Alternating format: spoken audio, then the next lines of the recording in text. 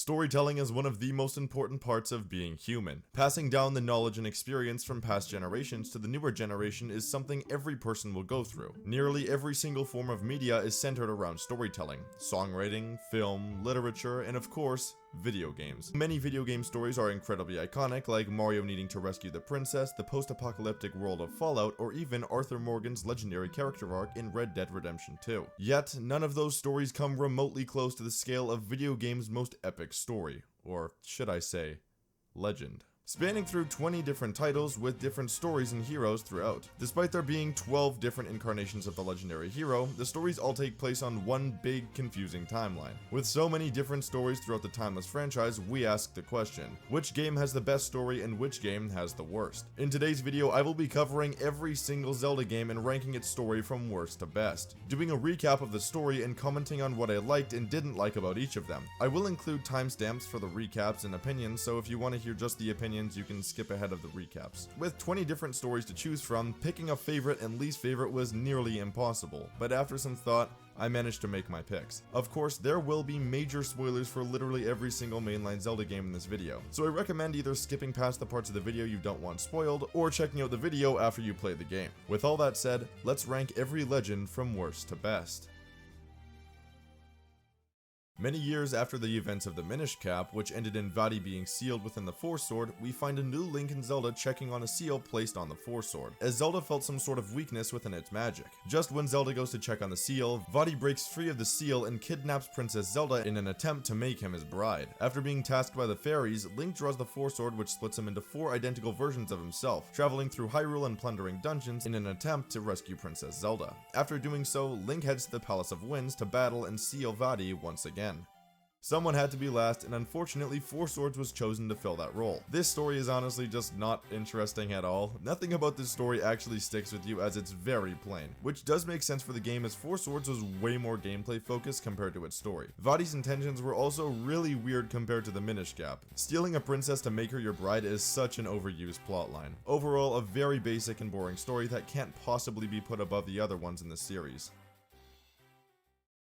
The events of Triforce Heroes take place in Hytopia, a kingdom in love with fashion. The people of this land would eat, sleep, and breathe fashion. Though all of the citizens were very stylish, none had a better fashion sense than the Princess Styla. Unfortunately, not everyone loved the princess. One day, a witch sent a present to the princess. Upon opening the gift, she was cursed with wearing an ugly brown jumpsuit which she could not take off. The princess then locked herself in her room, embarrassed of her newfound curse. In dire need of a hero, the king sends out Link to find a beautiful outfit for the Princess Styla, in an attempt to restore peace to the kingdom. Yes, this is an actual Zelda plotline. Triforce Heroes is undoubtedly the strangest entry in the mainline Zelda games. The game is silly, and I kinda love it for that. Obviously not meant to be a serious story in the slightest, so for that I think it succeeds. Though obviously a story being so stupid that it's hilarious can only get you so far, which is why it can't compete with the better storylines found later in the list. After a quick recap of previous events, those events being the terror of Vaati, who would kidnap beautiful girls from their homes, and a hero, or technically 4 heroes, stepping up to save the people. Ages after this time, we are brought to the events of the first Four Swords. The story of Four Swords Adventures begins many years after its predecessor, with Zelda calling upon Link to go check on the seal placed on Vaati. In a twist of events, a mysterious shadow figure kidnaps Zelda along with 6 other maidens to break the seal placed on Vaati. Again. Similar to the first game, Link wields the Four Sword and under the instruction of Kaepora Gaebora, make their way to Vaati's hideout. Prior to the game's main events, Ganondorf, a separate one from the previous games, stole the trident from a desert temple, transforming him into Ganon. Ganon wants to use Vaati as an ally to take over Hyrule. Ultimately, Link does end up defeating Vaati, and Zelda, along with the maidens, is able to seal Ganon within the Four Sword. Though not my favorite story in the entire franchise, the step up from the original Four Swords is honestly quite impressive. The way the plot flows feels much better in this game, along with the inclusion of Ganon, which is always appreciated. The hardware update since the release of Four Swords also definitely helps this game feel a lot more complete, though again, it isn't my favorite story in the franchise. I still respect it, but I can't possibly put it any higher on the list. Ganon has invaded Hyrule, taking the Triforce of Power, resulting in Hyrule falling into darkness. After some time, Zelda splits her Triforce of Wisdom into 8 pieces to prevent Ganon from taking it. Shortly after he learns of her intentions, she is captured by Ganon. Zelda quests Impa with finding a suitable hero to help her. Impa is then confronted by Ganon's goons during her search and is saved by Link. who she figures is the perfect dude for the task. So Link is set out to find the 8 shards of the Triforce and save Zelda. Link travels through the monster-filled land of Hyrule, plundering through dungeons and defeating powerful guardians who guard the shards of the Triforce. After finding the full Triforce of Wisdom, he heads to Death Mountain to confront Ganon, ultimately defeating him and saving both Zelda and Hyrule. It really doesn't get more 80s in this game. The poorly translated lore drop in the title screen says it all. Many years ago, Prince Darkness, Ganon, stole one of the Triforce with power. Princess Zelda had one of the Triforce with wisdom. She divided it into 8 units to hide it from Ganon before she was captured. Go find the 8 units, Link, to save her. Yep, that makes sense. Not really at all. Despite the actual game not giving a deep rundown of the story, the manual has all that covered, which was a very common thing to do back then as the games were very limited due to the current hardware. Despite the story being very basic, it's still an incredibly iconic story that deserves some praise, because without this story we wouldn't have got any of the other ones, easily one of the most iconic stories in the entire franchise. Taking place a few years after the first game, Zelda 2 begins with Link noticing a Triforce marking on his hand. Link heads to Impa for advice where she tells Link about a sleeping lady in the castle, who is Zelda but an ancient ancestor of the current Zelda. Turns out this Zelda had a real ass of a brother who wanted the Triforce of Courage, which was hidden by the king. Her brother didn't like that Zelda wouldn't tell her where the Triforce was, so he got his wizard friend to put Zelda in an eternal slumber. But of course, the prince was not very happy with himself, and in her memory said that all princesses from here on out be named Zelda. The marking on Link's hand means he is the legendary hero destined to awaken the princess. He is then given the task of placing the 6 ancient crystals in the palaces across Hyrule to open the Great Palace, the resting place of the Triforce of Courage, traveling across Hyrule and defeating many enemies along the way. Link finally finds himself at the Great Palace, and after defeating this guy and a dark clone of himself, he reveals the Triforce, wakes up the princess, and saves the day. But wait. There's more. Wait for it.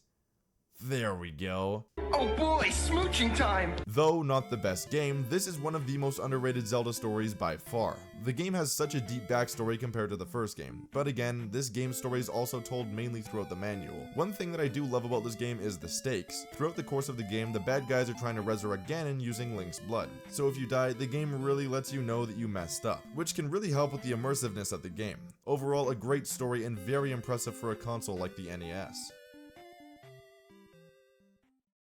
In a rare event, Link is called upon by the Triforce itself, asking for Link to accept its quest. He is then transported to the land of Holodrum, where he meets Din. Din notices Link's Triforce marking and claims that he should be a hero with a special fate. During their party, a twist of events leads to a tornado coming, flinging many people away and stealing Din. Din is taken to the castle where we learn that Onox is responsible for this. Din is now trapped in the castle, causing the seasons to go all wild, as Impa explains that Din is the Oracle of Seasons and said she was sent to the land of Holodrum to help Din. As a result of our failure, she tasks Link with helping Din instead. So Link meets with the Maku tree, who says that Link should find the essence of nature to break Onox's magic barrier. Link then ventures across Holodrum to find said essences. After doing so, Link travels to the Dark Fortress to confront and do battle with Onox, ultimately defeating him and returning the seasons to normal. Something about Zelda games taking place in somewhere that isn't Hyrule always does it for me. Though I do enjoy this story and love its uniqueness, there is nothing that stands out to me. I especially don't love the main cast of characters, which is usually a high point for most Zelda stories. Undoubtedly, the most interesting and well-known part of this game's story is the linked ending between seasons and ages if you beat both games. An interesting story, but nothing too special compared to the others. 100 years after the events of Phantom Hourglass, we follow Link, an aspiring engineer, and Zelda. Zelda is very suspicious of her advisor, Chancellor Cole, as he intends to free the Demon King Malladus, an ancient evil imprisoned within the Spirit Tracks. After an attempt to escape from this evil, Zelda's spirit is separated from her body, which only Link can see. It is later revealed from Anjean, a member of a mysterious race called the Locomo, that in order to stop Malladus, the duo must restore the Spirit Tracks and trap him underneath the Tower of Spirits. Unfortunately, the plan doesn't go so well, as Malladus is resurrected earlier than intended and housed within Zelda's body. Eventually, Link and Zelda are able to defeat the evil together and bring peace to the new Hyrule. I think it's no surprise to anyone that's played this game or even knows anything about the story that the best aspect of this story is the relationship between Zelda and Link. Seeing the two pair up in some way or another is common, but her being beside you for the entire game is something completely different. Though they aren't the only good characters in this game, as the overall cast is pretty great as well. Like Phantom Hourglass, Spirit Tracks is able to balance the serious and goofy story elements very well. Similar to my opinion on its predecessor, I don't have much personal connection to this story at all, which is why it places so low. Still, Spirit Tracks is a great story and a staple in the franchise. Oracle of Ages starts off more or less the same as Seasons does. Link is called by the Triforce, goes to a distant land, and meets a cool performing lady before everything goes wrong. This time, the sorceress Varen uses Link to gain access to Nehru, the Oracle of Ages. Varen possesses Nehru's body and uses her powers to head back in time. Turns out that Impa yet again failed to save an Oracle, so Link has to do it for her. Link meets with the Maku Tree, who helps out in the past and the future. In his time in the past, Link discovers the construction of a huge tower commissioned by the Queen of Labrina, Ambi. The tower was created to aid Ambi's seafaring lover in finding his way home. Nehru, being possessed by Varen, has become very close with Ambi and is trying to manipulate her for more power. Nehru had created a never-ending day so the construction workers would never stop working on the tower. This led to many citizens calling the structure the Black Tower. Back in the present, the Maku Tree explains that Link must find the essence of time in order to save Nehru. Link travels across Labrina and time itself, finding said essences deep within dungeons. After doing so, Link confronts Varen, who leaves Nehru's body and enters Queen Ambi's. Nehru then teleports the gang back to the present, but the Maku Tree wants Link to go back and defeat Varen because she's still controlling the Queen. Back at the Black Tower, Ralph wants to be the hero and kill Queen Ambi to end all of this, but apparently Ralph is actually related to her, so if he did, they would both not exist. Lucky for him, Ralph was pretty easily defeated. Link and Varen battle for quite a while, but Link ultimately ends up defeating Varen for good. Ambi meets with the gang and thanks them for saving her from Varen, and all is peaceful once again. Now this is how you do a story. I think Oracle of Ages has a much better story than Oracle of Seasons. I love how many different things are going on in the plot at once, like the construction of the Black Tower or the possession of various important characters. Speaking of important characters, the main cast of this game is one of my favorite parts of this story. Characters like Ralph, Ambi, Nehru, and even Varen are a lot more memorable than some of the other characters in the past. The main point in the game, being time travel, allows for some really neat ideas of progression using the land around you for a bigger sense of impact as you progress throughout the game. A huge step up from its twin, and a truly great story for this franchise. Taking place immediately after the events of Wind Waker, Link and his pirate buddies are on the search for new land. On the sea, they encounter the mysterious ghost ship, which ends up capturing Tetra, and after trying to follow her, Link plummets into the sea. After some time, Link washes up on an island. The island is in the world of the Ocean King, a different world from the familiar Great Sea. Link meets the fairy Ciela, an amnesiac uncertain of her past, as well as the elderly man named Oshus. The three work together to try and find the ghost ship and save Tetra. After plundering the temple of the Ocean King, the crew meets Linebeck, a cowardly sailor who joins their gang. Link discovers that to find the ghost ship's location, they must find the spirit of courage, wisdom, and power, using maps and clues hidden in the Temple of the Ocean King. With the aid of the Hourglass, Link is able to locate an ally with the spirits of wisdom and power, though the spirit of courage looks exactly like Ciela. Oshus explaining that Ciela is actually the spirit of courage and has lost her memory after an attack from Bellum. It is also revealed that Oshus himself is the Ocean King. He explains that they take these forms to hide from the monster Bellum, who is the cause of the ghost ship and various evil in the area. Link is victorious in his attempt to rescue Tetra, but he finds that she has been transformed into a statue. It is revealed that the only way to defeat Bellum is through the use of the Phantom Sword. After Link forges the sword from various metals, he heads to the depths of the temple to confront Bellum. Link defeats Bellum and Tetra is freed from her statue curse. Though in a quick turn of events, Bellum re-emerges and takes Tetra once again. During the naval battle between the SS Linebeck and the ghost ship, Linebeck's ship is destroyed and Link and Tetra are captured. In a rare act of heroics, Linebeck takes up the Phantom Sword and is able to free Link and Tetra. Shortly after he is able to return the sword to Link, he is possessed. After, Link must duel with Linebeck, though Link is able to defeat Bellum without doing any harm to his friend. After the evil is defeated, Oshus prepares to depart with the spirits, now all in their true forms. Link and Tetra suddenly appear back on the pirate ship, the pirate crew unsure if their event was even real, though Link spots Linebeck's ship on the horizon and is certain his adventure was reality. This is where the stories really start to take off. Phantom Hourglass features a cast of very lively and memorable characters along with a story that compels you to progress through. Undeniably my favorite part of Phantom Hourglass is the characters, with many like Linebeck being personal favorites for many fans of the franchise. Though I might not have a deep connection to this game, I still think it's a great story. The mixture of serious, emotional moments and goofiness blends so well into this game and is something that I really appreciate as someone who can laugh at nearly anything. A great story, but the lack of personal connection really makes it difficult for me to place it any higher. During the lively Picori Festival, a sword fighting tournament is hosted, the winner getting to touch the sacred Picori blade. This year's winner is a mysterious man named Vaati, who had won the tournament using his magic. A young boy named Link is tasked by his grandfather to present the sword to the champion. After Link and his friend Zelda roam around the festival, the ceremony begins. Vaati ends up shattering the blade, which ends up opening a magical chest which has been sealed for generations, releasing monsters throughout Hyrule. Vaati is in search of the Light Force, a power used by an ancient hero. Vaati then leaves the ceremony, but not before turning Zelda into stone. Link is then tasked to seek the Picori and reforge the blade. During his travel, he bumps into a weird hat named Eslo, who aids Link in finding the Picori, giving him the ability to shrink down to their size. Eslo is Vaati's previous master, as they were both Picori, but Vaati turned on Eslo and transformed him into a hat. Link meets a Picori elder who tells him that in order to reforge the blade, Link must find the 4 elements scattered across Hyrule. After the elements are collected, Link travels to the Elemental Sanctuary, where his blade is transformed into the Force Sword. During this time, Vaati has brainwashed the king, turning the castle into a palace of evil. Vaati then finds out that Princess Zelda is in possession of the Light Force and wishes to extract it from her. Though Link does battle with Vaati and eventually defeats him. With the help of a magical hat, Zelda wishes that Vaati's misfortunes be undone, returning Hyrule once again to a state of peace.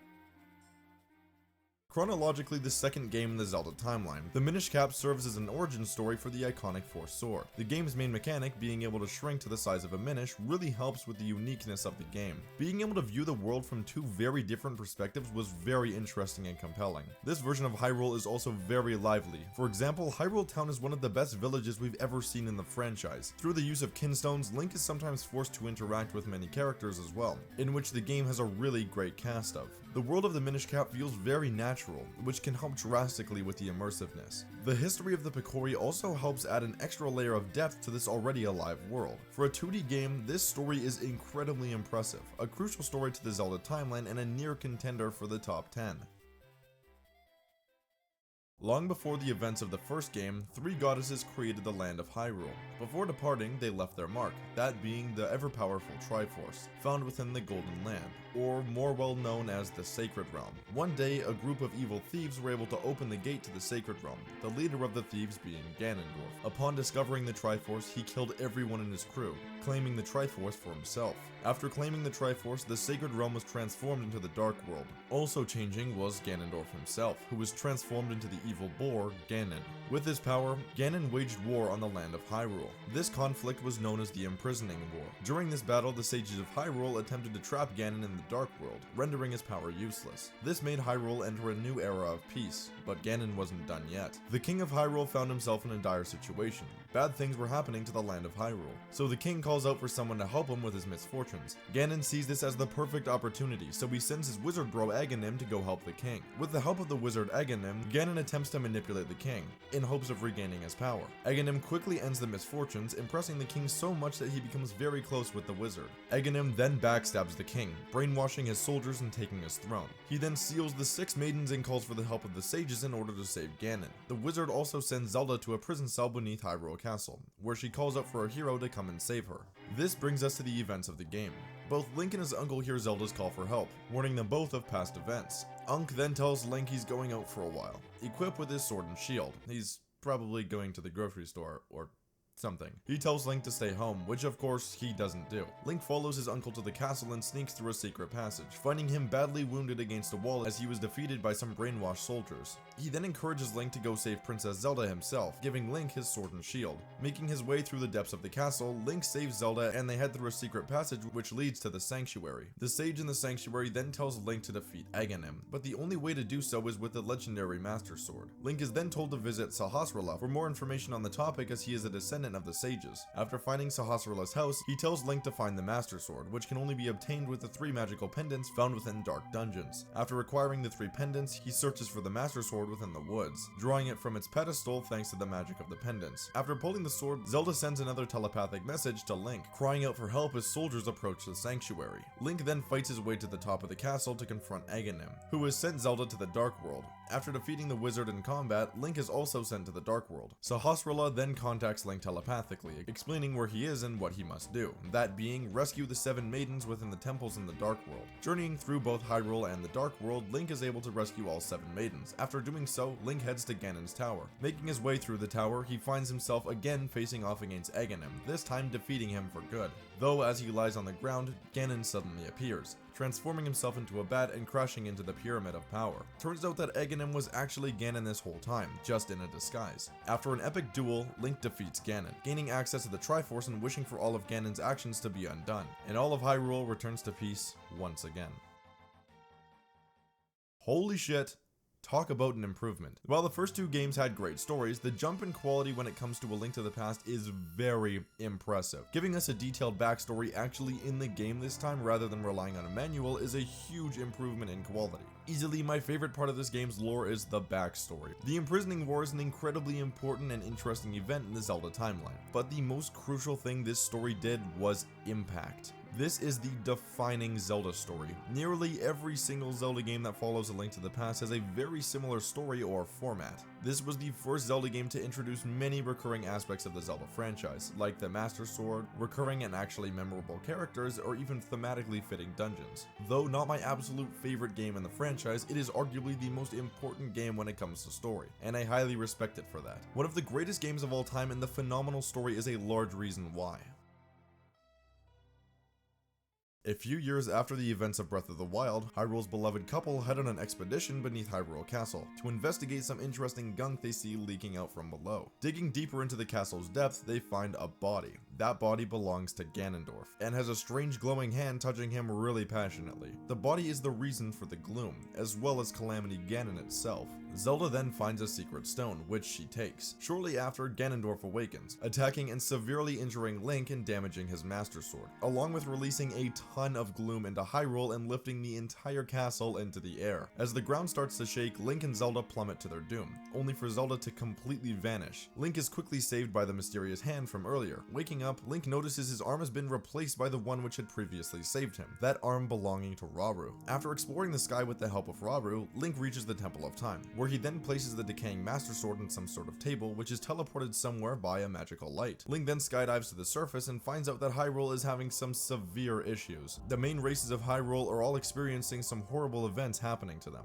Link is then tasked with helping his friends out. During his journey, strange pools of water called Dragon's Tears will give Link and the player some background on what is actually going on. Turns out that Rauru is actually the first king of Hyrule, and he and his wife, Sonia, are currently taking care of Zelda, who, thanks to the stone she picked up earlier, has time traveled all the way back to the kingdom's early days, where Ganondorf was a mighty Gerudo king. Though Ganondorf wanted to rule, he was no match for Rauru's stone and his immense power, so Ganondorf conducts a plan to steal a stone for himself. He manipulates his way into Hyrule, where he then backstabs, literally, the royal family by killing Sonia and taking her stone. With his new power, Ganondorf unleashes armies of monsters to combat Hyrule. During this time, Rauru gives stones to the strongest warriors of each race, along with Zelda and his sister. They become the Six Sages, though their combined strength was no match for the Demon King, forcing Rauru to use all of his power to seal Ganondorf under Hyrule Castle for thousands of years. Zelda knew that once enough time had passed, Ganondorf would return, and Link was no match for his power, especially without the Master Sword. So she tasks Rauru with guiding Link to the Temple of Time and giving her the sword. With the Master Sword in hand, Zelda swallows her stone and activates a process known as Dragonification, where by consuming your stone, you transform into an immortal dragon. She then transforms into a dragon and heals the Master Sword with her magic for thousands of years, her tears becoming the pools where you learn of the events in ancient Hyrule. This brings us to the present, where Link defeats the monsters guarding the temples of the ancient sages, and the stones are gifted to his friends, becoming sages themselves. After gaining enough stamina, Link is able to climb atop Zelda's head and pull the Master Sword, in what is probably the best Master Sword pull in the entire franchise. After all that, Link heads back to Hyrule Castle to confront and battle Ganondorf. After an epic sword duel, Ganondorf is defeated, but in a last-ditch effort, he too swallows his stone, becoming the Demon Dragon. With the help of Zelda,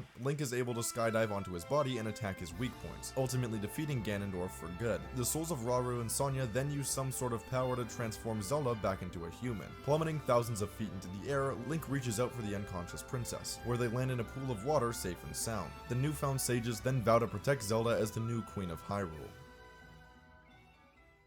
Tears of the Kingdom is one of the most challenging stories for me to comment on. For the most part, I love the story. I think the plot point of Zelda going back in time and witnessing the events of ancient Hyrule was really interesting. Unfortunately, this game does suffer from one major story flaw. Well, yes, there is an order to unlock the memories, there is no actual order, meaning you can unlock them in any order you would like, which is really unfortunate when you unlock them at the wrong order, which I did, and got the whole entire thing spoiled for me. I'm also not the biggest fan of Zelda returning to her human form without any major explanation, but the ending in general is one of my favorites in the entire franchise. Link reaching out for Zelda at the end was genuinely one of my favorite moments ever. A large part of this game feels like you're playing a movie, the perfect mix of cinematic gameplay and intriguing story. The game also has some really great characters, many of them returning from Breath of the Wild, but slightly more grown as the years have passed. Speaking of, I also really loved playing through this game after putting a lot of time into Breath of the Wild. Seeing the characters and locations grow was really interesting. While it wasn't mentioned in the story recap, I also didn't love the Phantom Zelda chase around Hyrule. It felt kinda cheap that so many people didn't know it was a fake. Like, come on, this is not Zelda that we know. Overall, a great story, but the flaws make it impossible for me to place any higher.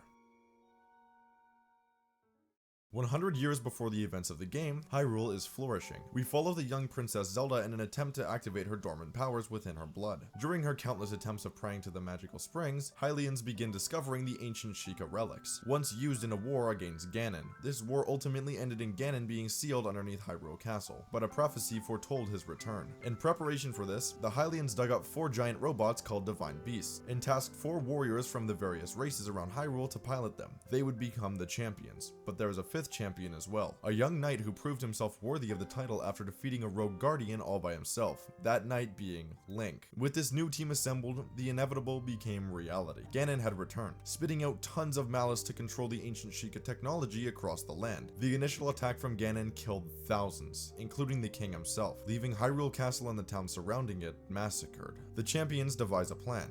Link and Zelda will confront Ganon, and the others will head to their Divine Beasts. Ganon had possessed the Divine Beasts as well, and had created projections of himself. Unfortunately, the champions are no match for the Blights, as they are all slaughtered in battle. Realizing they are no match, Link and Zelda run away from the castle, Link fending off countless guardians along the way. Unfortunately, he has also been badly wounded, and just before a guardian catches these two off guard, Zelda leaps in front of the laser, and uses her suppressed powers for the first time, the Triforce of Wisdom appearing on her hand. However, Link is still badly wounded, and is quickly rushed to the Shrine of Resurrection in order to heal his fatal wounds. The Master Sword then instructs Zelda to return it to the forest under the watch of the Deku Tree, and allow Link enough time to fully heal. Zelda then heads to Hyrule Castle and suppresses the power of Calamity Ganon all on her own. Open your eyes.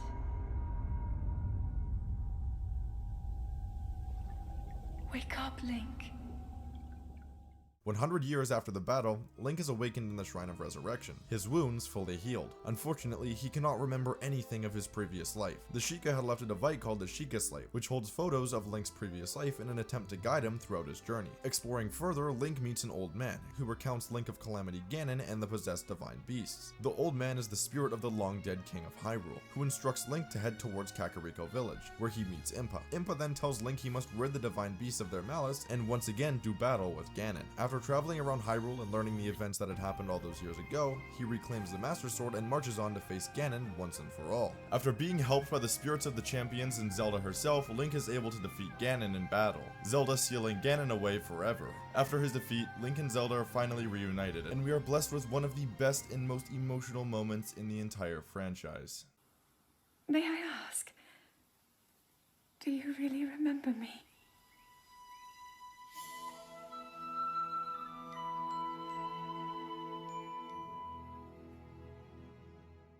I'm somewhat of a sucker for amnesia stories, and Breath of the Wild tackles this topic very well. Though the game is open world, meaning the story isn't exactly the main driving point of the gameplay, this game still manages to have a really compelling story along with the freedom of exploration. One of my favorite aspects of this game's story is the environmental storytelling told through the places you explore. The ruins of once lively towns or even iconic locations we know and love. It almost reminds me of Ocarina of Time, just minus the time travel. The cast of characters in this story is also very strong. All 4 champions are really memorable and very well written, along with Link and Zelda, whose relationship is as compelling as ever. The most interesting part of this game for me, however, was the memory aspect. Watching Link learn about his own past as you progress throughout the game added a different layer of progression. In a sense, we're also learning just as much as Link is in those moments. And of course, the backstory prior to the events of the game is really quite interesting. Something about this war feels real. Knowing that there has been genuine loss in those close to Link is a really mature topic, though this game does struggle from a lackluster conclusion.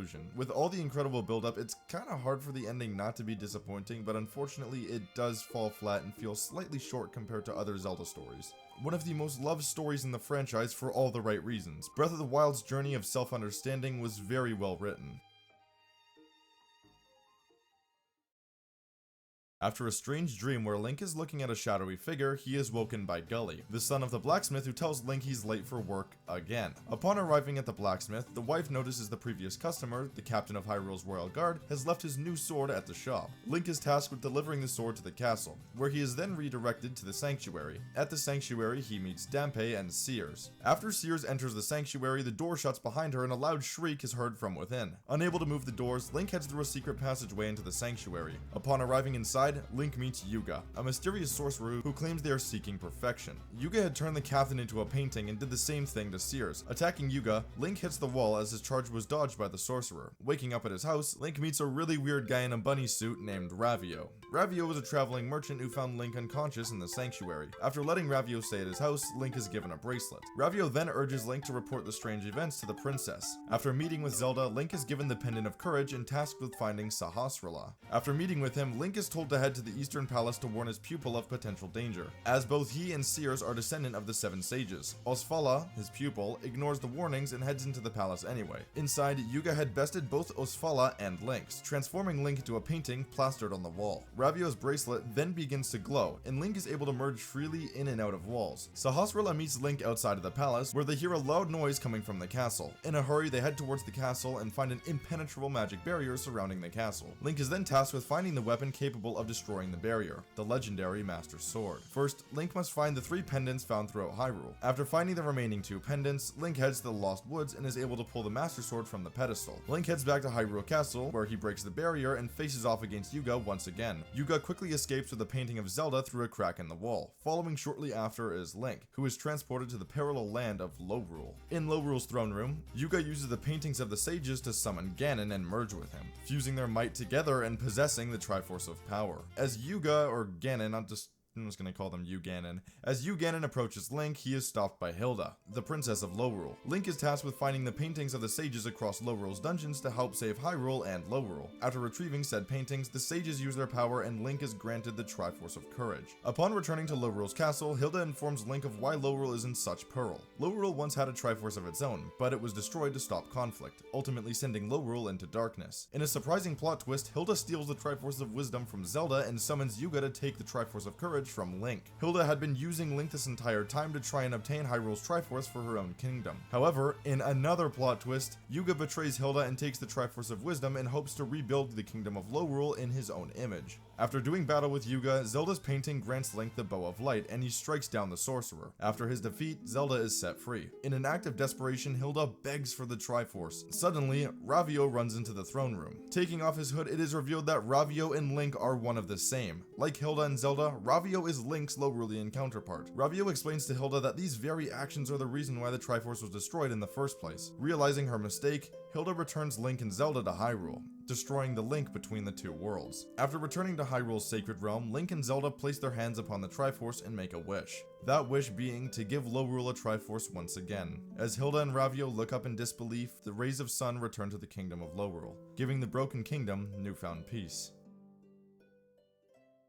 If you're a returning viewer, it's no surprise that I love A Link Between Worlds. Like, a lot. And the story is a huge reason why. Being the spiritual successor to A Link to the Past, A Link Between Worlds improves on every single aspect of its iconic story. This story has so many great parts going for it. My personal favorite aspect are the characters, namely the main villain. Hilda has genuinely good intentions and makes you feel bad for her misfortunes, along with Ravio, who is one of my favorite characters in the entire series. Link's Lorulean counterpart, being a coward who had failed his job and relied on others to complete it, was very well written. The same goes for Hilda, who, unlike Zelda, is foolish and lacks the wisdom of Hyrule's princess. The story's peak, or ending, is arguably one of my favorites in the entire franchise. 3 insane plot twists back to back to back was a lot for my 12-year-old mind to handle. An incredibly memorable story and easily one of my favorites in the entire franchise. Nearly my favorite 2D Zelda story in the franchise, but I think we all know what the best is.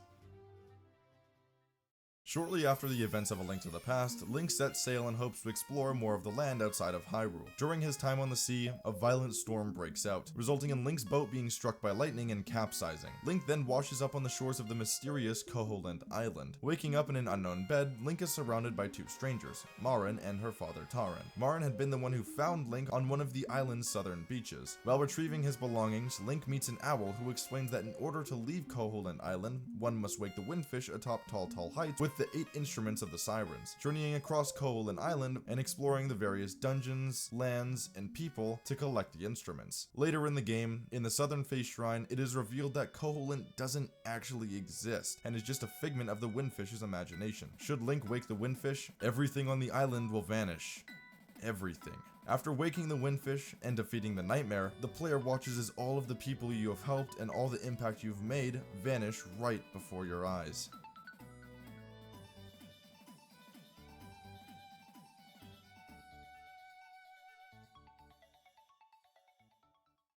Arguably the most depressing story of them all. Watching as literally everything you've come to know throughout the course of the game vanish right before your eyes is really bittersweet, not knowing if you've truly done the right thing. You could even interpret that Link is kind of the bad guy of this story. You know, with making everybody on the island vanish. Link's Awakening has my favorite ending to any Zelda game ever, and I know many people would agree with me on that. Many of the game's characters are memorable, but none are better than Marin, a girl with big dreams of leaving the island and exploring the rest of the world. She claims that if she were a seagull, she would fly as far as she could, achieving total freedom. If I wish to the windfish, I wonder if my dream will come true. If the player is able to complete the game without any game overs, you are rewarded with a secret ending, which shows a seagull shortly followed by Marin's face in the sky. The mystery surrounding the legitimacy of Koholint Island is one of my favorite topics of The Legend of Zelda, and even nearly 30 years after the game's release, we still don't know if the people of Koholint were real at all. An unexpectedly heartbreaking game with the best ending in the entire franchise.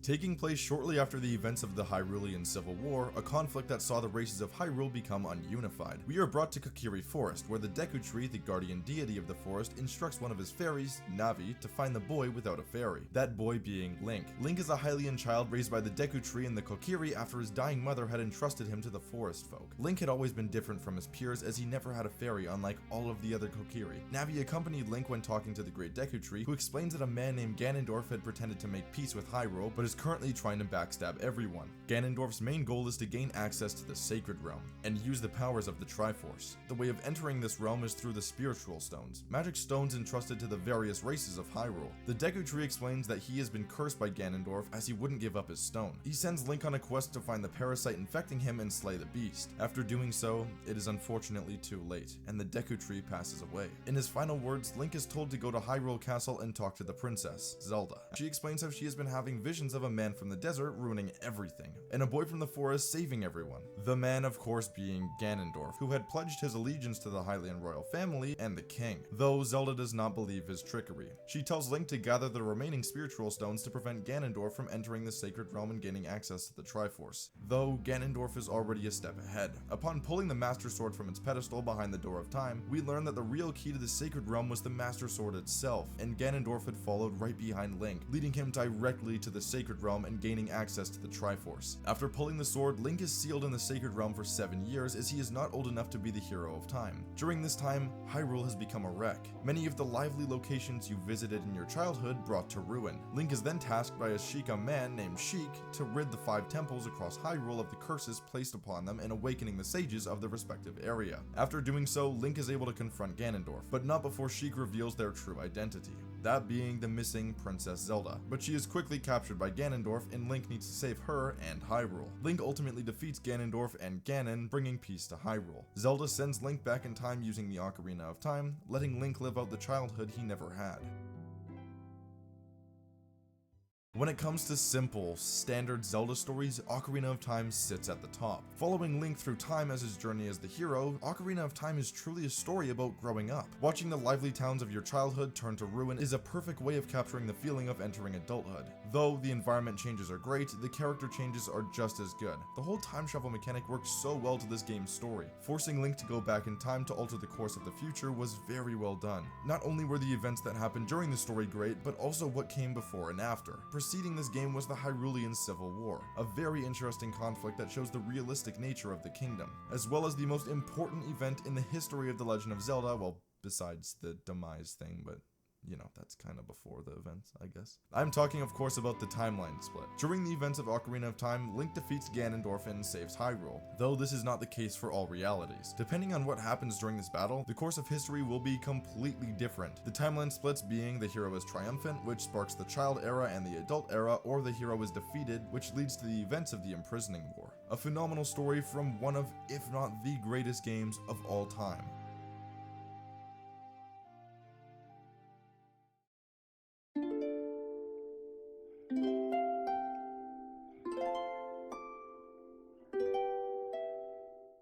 Long ago, three goddesses created the land to be known as Hyrule, along with a divine artifact that would fulfill the wishes of those who would wield it. That sacred power is the Triforce. In an attempt to take the Triforce for himself, an evil king, Demise, destroys large parts of Hyrule and wages war on the gods. In a last-ditch effort, the goddess Hylia gathered the remaining Hylians and moved them to a large chunk of floating land in the sky. Though Hylia is capable of sealing Demise, the land was left severely damaged. Thousands of years have passed and that floating land is now known as Skyloft. The people of Skyloft believe that the land below the clouds does not exist, as the passing of time has left it as myth. Link, an aspiring knight, passes his final exam, and he, along with his really close friend, like, this is like pushing the friend border. With his girlfriend, they go on a Loftwing ride to celebrate his success. In a twist of events, Zelda is thrown below the clouds by a dark tornado. Back on Skyloft, Link follows a strange figure where he is brought to the goddess sword. The one who leads him there is Fi, the spirit living inside the sword. Drawing the sword proves that Link is the chosen hero capable of destroying evil. Tasked with traveling below the clouds, Link arrives at the sealed temple. Here, he talks with an old lady who tasks Link with tracking down Zelda, exploring through uncharted lands like Faron Woods, Elden Volcano, and the Lanayru Desert. After arriving at the Temple of Time located deep in the desert, Link sees and interacts with Zelda, but she is incapable of returning home by order of her guardian, Impa. Shortly after, Link clashes with Girahim, a demon lord with the goal of resurrecting Demise. Defending the two from the foe, Impa and Zelda head back in time through the Gate of Time, which is destroyed right after. Returning to the sealed temple, Link is followed by Groose, an egotistical acquaintance of Link from Skyloft. The two head to the temple, and Link is forced to once again seal the imprisoned, the current form of Demise. The old woman shows Link another Gate of Time. In order for this gate to be opened, Link must strengthen the goddess sword. He does so by locating the sacred flames scattered across the surface. After the sword is fully powered, he returns to the temple, only to find that the imprisoned has once again broken free of his seal. With the help of Groose, the two seal him once again. Heading through the Gate of Time, Link finds Zelda, who is in the Temple of Hylia of the distant past. It is then revealed that Zelda herself is the mortal reincarnation of the goddess Hylia. Thousands of years ago, Hylia had sealed Demise in the sacred grounds, where he then became the imprisoned. She had also left behind items like the goddess sword and trials for her future chosen hero to overcome. Ultimately choosing to rid herself of her divinity, Hylia let her soul be reincarnated into a mortal body so she could use the sacred powers of the Triforce to end Demise once and for all. After this, Zelda puts the final blessing on the goddess sword, transforming the blade into the legendary Master Sword. She then creates the crystal barrier around herself and stays in the past for thousands of years as an attempt to keep Demise sealed. Link has been tasked with finding the Triforce. After completing various trials, he finds the Triforce on Skyloft and returns to Zelda, where he once again confronts Girahim, who kidnaps Zelda in an attempt to resurrect Demise using her soul. Battling through Girahim's monster army, Link and Girahim face off for one last duel. Link ultimately defeats him once and for all, though it is revealed that he is the spirit of Demise's sword like Fi is to Link's. Unfortunately, Link wasn't quick enough, and Demise is born once again. He then challenges Link to a final sword duel. After plunging the Master Sword into his chest, Link defeats Demise and seals him within the Master Sword. But just before his defeat, Demise curses Link and Zelda and claims that a reincarnation of his hatred and lust for world domination will forever haunt their bloodlines. This curse ultimately becomes Ganondorf. To strengthen the seal, Link plunges the Master Sword into a pedestal within the temple, says his goodbyes to Fi, and returns to the present. After Impa destroys the Gate of Time, the trio talk to the old woman, who is revealed to be Impa herself. Just really really old. She had been guarding the Master Sword for thousands of years, but unsurprisingly, Impa finally passes away. The surface now accessible to the residents of Skyloft, Link and Zelda stay below the clouds to establish the Kingdom of Hyrule.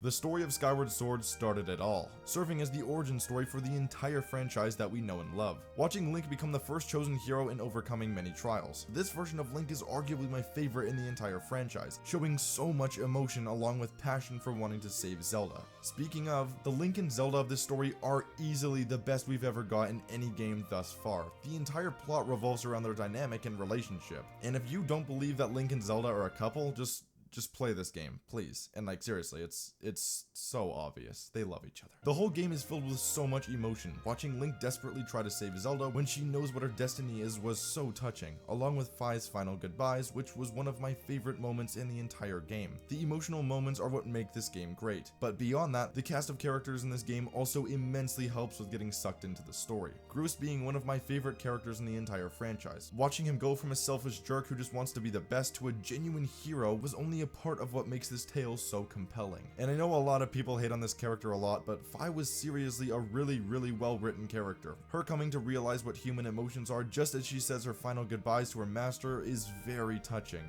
Girahim was also a great villain, but I was always more compelled to Demise, a brutal tyrant, yet sophisticated. Instead of battling and killing Link on the spot, he wants to give him a chance to duel him with no distractions. A true warrior spirit lies within this demon. This game is hated on for many reasons, but I can assure you, the reason for that is definitely not the story. The origin story for The Legend of Zelda as a whole. You really can't go wrong with that.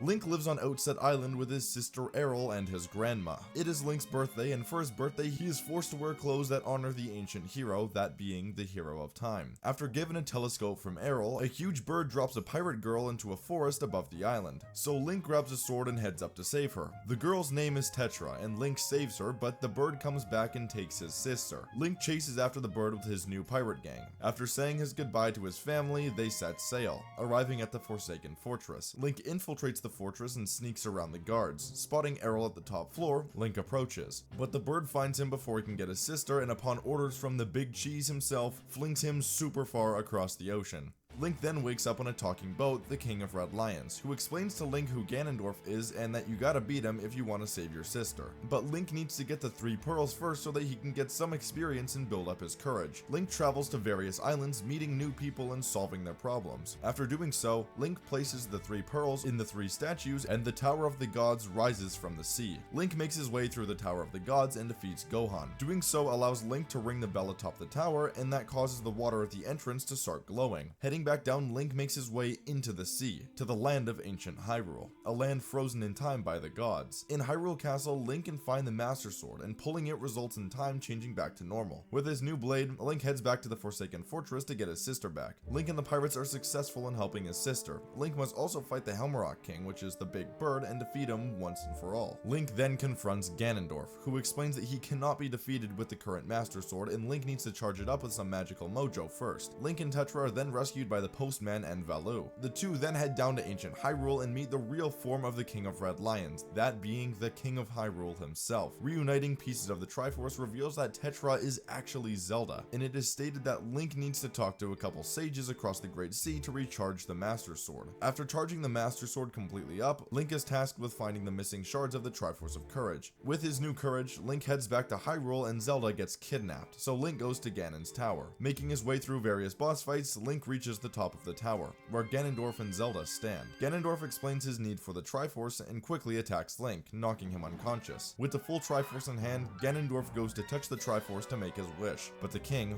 wishes first. His wish, to wash away the ancient land of Hyrule forever and give hope to the new generation. Ganondorf then laughs at the foolish wish. With Zelda and Link gaining consciousness again, the two begin a battle with the Great King of Evil. After stunning him with a light arrow, Link is able to dodge his attack and plunge the Master Sword directly into Ganondorf's head, turning him to stone. With ancient Hyrule being flooded once again, the king sends Link and Zelda to the surface, ultimately leaving himself and Ganondorf on the seafloor forever, finally ridding Hyrule of its past and starting a journey for a new beginning. The Wind Waker is an interesting case for the Zelda franchise. You don't really expect it to have many deep themes, but man, this game is filled with them, and do they ever hit you hard. Of course, it has your standard Zelda elements, but it also has so many unique aspects as well. For example, Link's character arc. Link was never meant to be the hero. He didn't have a destiny or anything. He was just a boy who wanted to save his sister. Nothing more. But fate eventually caught on to him and made him become the hero of Winds, requiring for this Link to prove himself as the rightful hero. This zero to hero story is easily one of my favorite parts about this game's journey. Another large difference in this hero's life is that he has an actual family, which I personally love as it adds to the emotional attachment in the game. We all felt bad for leaving Grandma to be all alone on Outset Island, and seeing her worried sick about her family is heartbreaking. Link wasn't the only character who was significantly changed, however. Wind Waker has the best version of Ganondorf, and I don't even think it's close. His intentions in this game feel very real and almost understandable. Ganondorf is usually depicted as a guy who wants to rule, just for the act of being the king. But Wind Waker's Ganondorf shows him in a new light, wanting to rule to save his race, as he explains how his people know nothing but death. He had envied Hyrule and all of the good fortune the kingdom had, causing him to fight for his people, no matter the cost. To put it simply, this version of Ganondorf seems very human, which is not something we see very frequently. This game also has one of my favorite peaks in any Zelda game. The tower top battle was filled with so many iconic moments and really great dialogue. Overall, this game feels like a movie, one of the more realistic Zelda entries due to the attachment each character has to the things they love.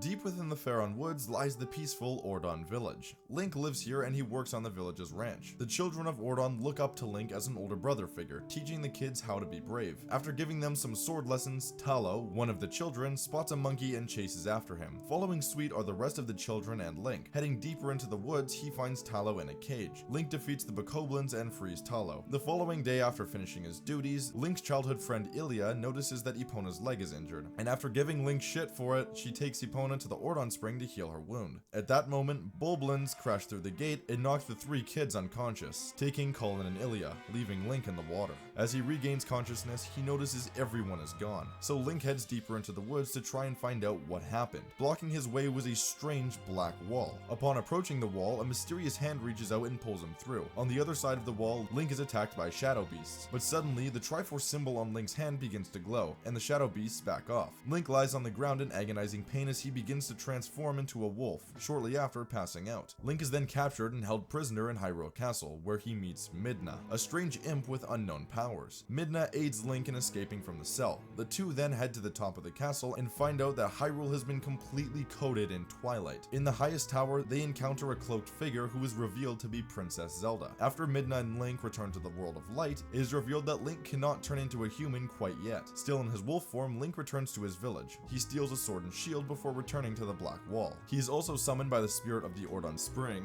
Ordana, who quests Link with freeing Hyrule of the Twilight. Within the Twilight, Link meets Faron, another spirit who tasks Link with recovering the Tears of Light to rid the woods of its Twilight curse. After doing so, Link is returned to his human form. Faron then tells Link of his destiny as the chosen hero and that he needs to find the dark power within the Forest Temple to defeat the King of Shadows. After obtaining said power, he must find the two other across Hyrule. After some exploring and progression, Link travels to Kakariko Village, where he reunites with the children of Ordon Village. Shortly after, King Bulbin crashes into Kakariko, taunting Link with Colin, who had been previously kidnapped. After an epic duel, Link is able to rescue Colin from the beast and launch the king off the mighty bridge. Link then travels to various parts of Hyrule, collecting the fused shadows along the way and ridding Hyrule of its twilight. During this time, Link finds Ilia, who has become amnesiac after getting kidnapped and can't remember anything about anyone. After finding the final fused shadow, Link and Midna are ambushed by Zant, the overarching evil king of Twilight. He then takes the fused shadows and fatally injures Midna, along with cursing Link to his wolf form once again. The spirit of Lanayru then tells Link to go meet with Zelda in Hyrule Castle. Carrying a dying Midna on his back, Link makes his way to the castle, where Zelda heals Midna by transferring her spirit into the imp, losing her body as a result. Before she disappears, Zelda quests the two with finding the Master Sword, found within the Sacred Grove. After venturing deep within the woods, Link approaches the sword and draws it from the pedestal, ridding Link of his wolf form once again, allowing him to transform at will. The two then venture to the Gerudo Desert in search of the Mirror of Twilight, an item which allows travel between the Twilight Realm and Hyrule. After finding the mirror, they discover it to be broken. The sages in the Mirror Chamber explain how Zant got his current power. An evil sorcerer named Ganondorf had been sentenced to death for his evil deeds, though the execution was unsuccessful and Ganondorf's Triforce power was too much for the sages to handle, breaking free of his chains and killing a sage as a result. As a last resort, the sages banished Ganondorf into the Twilight Realm. The two were then tasked with finding the missing shards and defeating Ganondorf, traveling across Hyrule and finding the shard locations in various dungeons. During this time, Ilia has also regained her memory through a lot of deep story stuff that I won't get into because the recap would be really long. After a lot of exploring, the two make their way back to the Mirror Chamber with the complete Mirror of Twilight. Entering the mirror, they are transported to the Palace of Twilight. It is revealed that Midna is the original ruler of Twilight, but she was forced to flee after Zant had transformed her into an imp, and had originally planned on using Link to save her people, but had a sudden change of heart. In the palace, Link battles Zant, where he defeats the Twilight King. Before his death, it is revealed that Ganondorf is responsible for a majority of the misfortunes across Hyrule. Link and Midna then head back to Hyrule Castle to do battle with Ganon. After a fierce battle, which had Zelda returning and Ganondorf becoming Ganon once again, the fight moves outside, where, following a horse chase, Link and Ganondorf clash blades for one final showdown, resulting in Link plunging the Master Sword within the King of Evil, killing him once and for all. Midna, who had been previously cursed, is revived by the Spirits of Light. She also returns to her true form. Link, Zelda, and Midna return to the Mirror Chamber to see each other off one last time, though, after returning home, Midna destroys the Mirror of Twilight, breaking the only tie between the two worlds. The children of Ordon are then returned to their families, and Hyrule is at peace once again.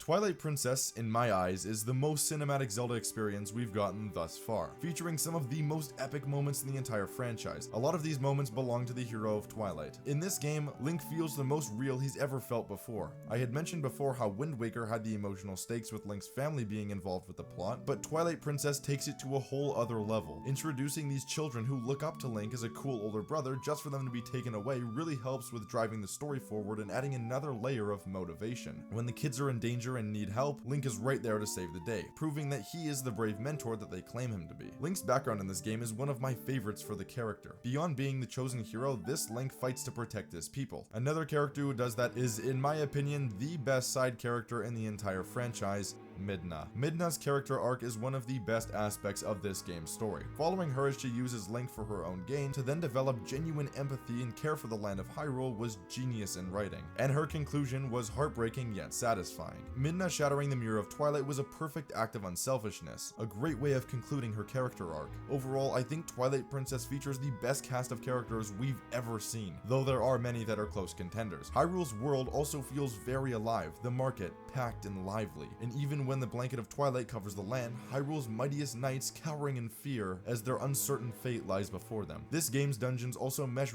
really well with the surroundings, whether it be the mighty Goron Mines, the city in the sky, or the mysterious Snow Peak Mansion. The antagonist cast in Twilight Princess is also brilliant. Zant, being the opposing force throughout a majority of the game, is actually just a foolish, power-hungry dude with no seriousness at all. Like, seriously. He's really goofy. And of course, the big bad Ganondorf is as menacing as ever. This may be the most menacing version of Ganondorf we've ever seen, almost appearing as a god, killing sages and granting power beyond even the mightiest heroes. A phenomenal story about passion and empathy. Twilight Princess nearly holds the spot for the best Zelda story ever. But come on, we all know what number one is.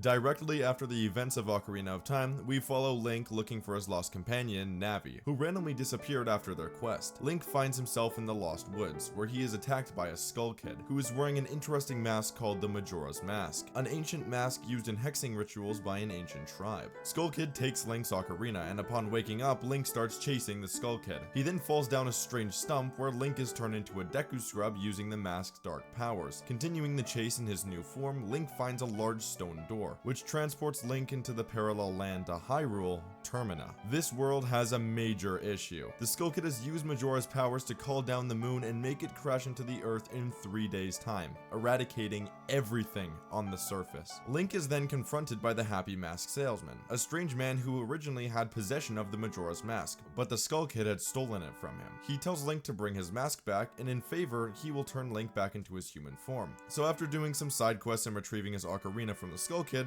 he plays the Song of Time to rewind time itself back to the first day. Link also learns he must find the 4 giants located across the map in order to stop the moon from crashing. Link brings his ocarina to the past and learns the Song of Healing from the Happy Mask salesman, traveling across Termina and encountering many themes of death and loss along the way, as well as finding out how various areas have been cursed by Majora. Link is capable of retrieving the remains of the curses placed on the various temples. Heading back right to before the end of the world, Link calls the 4 giants and enters the moon, fighting Majora itself, who was using Skull Kid as its pawn. In an epic showdown, Link ends up defeating Majora, causing the moon to explode and Termina to be free, thus ending the cycle and starting the dawn of a new day.